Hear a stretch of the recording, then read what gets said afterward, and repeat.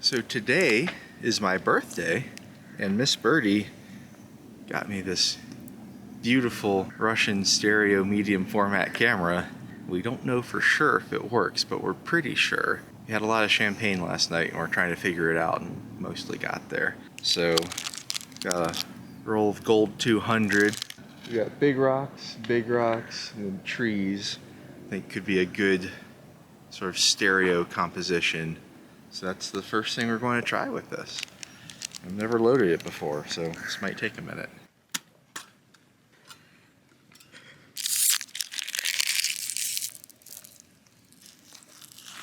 Don't fucking litter. It's absurdly long film path. In most cameras, there's a clear mark where they want you to put this arrow. I don't see one here, and the instructions I found on the internet didn't mention it, so I'm going to say right there looks great.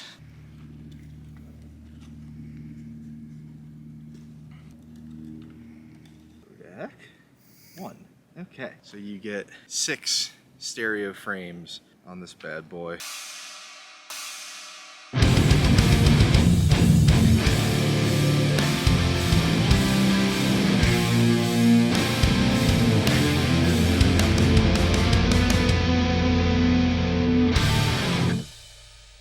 That's a little better, isn't it?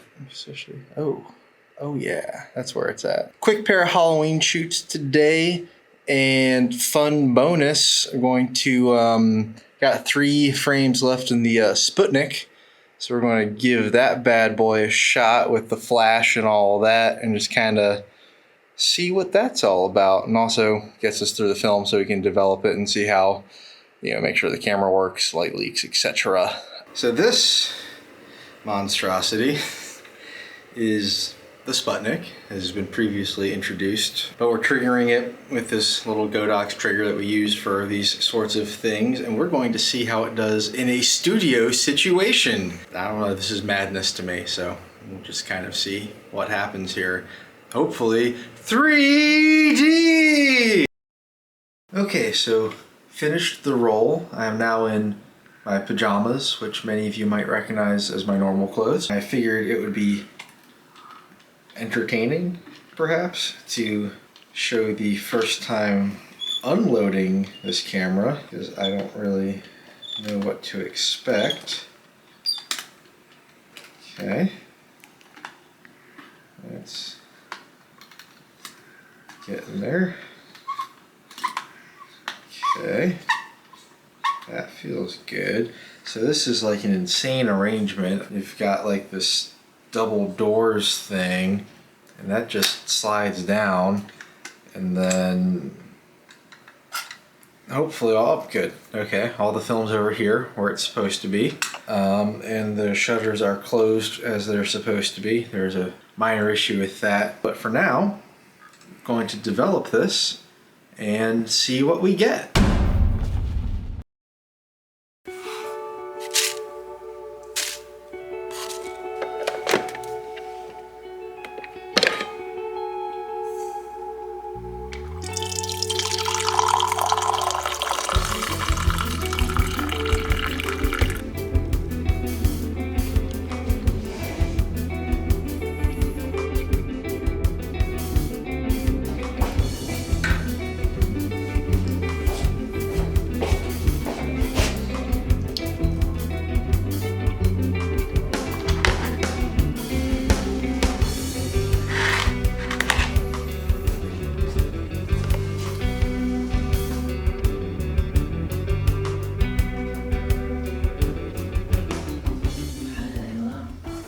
Pretty good.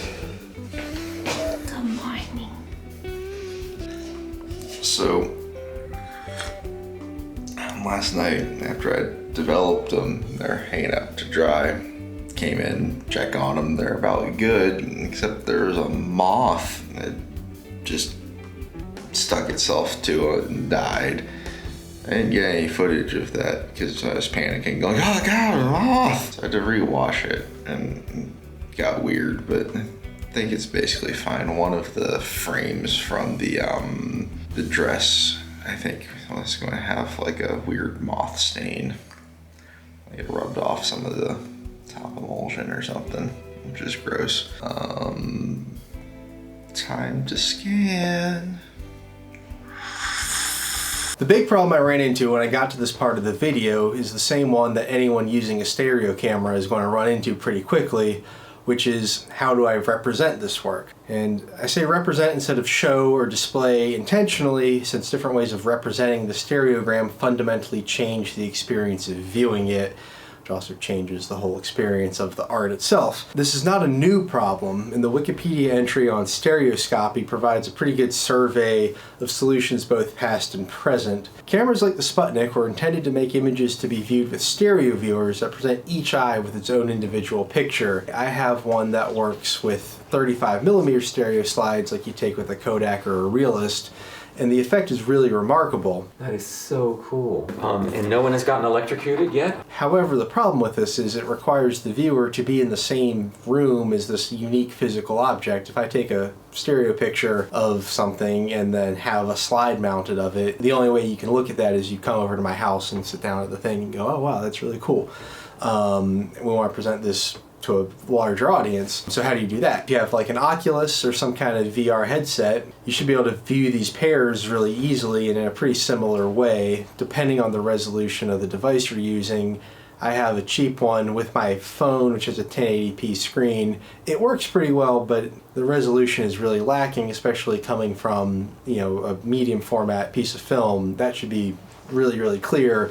On the phone it looks kind of crappy. That solves the proximity problem, but does require some specialized equipment. Not everybody has these. They're kind of expensive. They don't always work well. There's some hurdles there. Further, for the experience of like this YouTube video to be seamless, I need to have done the whole video for VR. That ain't happening anytime soon. Representing these stereograms on a normal flat screen like your computer or your phone is kind of hard. I could simply omit one of the pair and represent it as a photograph, which, while easy, eliminates the 3D thing, which is kind of the whole point we're trying to achieve here. I can keep them as pairs and ask the viewer to either do a cross-eyed or parallel viewing technique. So the parallel viewing is like the magic eye thing where you defocus your eyes, cross eyes where you cross your eyes. Hence the name. The problem with that is it actually works pretty well on a phone. It's about the right size and easy to get the right kind of viewing distance. But once you put it on like a laptop or a computer screen or a TV or something, it gets pretty difficult to get the correct apparent size of everything to view it easily without eye strain. Further, not everybody knows how to do one or the other of those techniques, and they are mutually exclusive of each other. If you try cross-eyed viewing on a pair that's set up for parallel viewing or vice versa, you're going to get an inverted depth thing where the things in the background look like they're in the foreground, and that doesn't really help anybody. So that's kind of a challenge because that eliminates a lot of people and is kind of a logistical pain in the ass. I can also make what you call a wigglegram, which are where you kind of alternate between the two slides, and this actually works really well on a lenticular camera like a Nishika or a Nimslo, because you have 3 or 4 lenses across the front, so the difference between each lens isn't that big and you have a few to rock between, and that really smooths out the motion. On the 2 lenses of a stereo camera, that actually can be pretty jarring, and then you have to deal with kind of figuring out what speed works best, you know, the switching rate. Closer subjects with closer backgrounds, like the studio portraits, seem to kind of work better this way, I've found, and tolerate a higher switching rate, which gives you a little bit more of a depth feeling. On deeper scenes though, like a big landscape, that can be really jarring because your distant background objects can move around a lot. If you slow the switching rate down, that helps with the viewing comfort, but it also diminishes the kind of apparent depth and the 3D effect. And additionally, when you're representing scenes with this wigglegram technique, you do have to make some choices that fundamentally affect the experience of the image. One of the key ones being, where do you anchor it? So you have to line it up with something to kind of give your brain an anchor point. So for example, here's a scene I shot, same picture, but so this is with the anchor point on the stump in the foreground, and here's the same scene with the anchor point on the it's an observatory way out in the distance.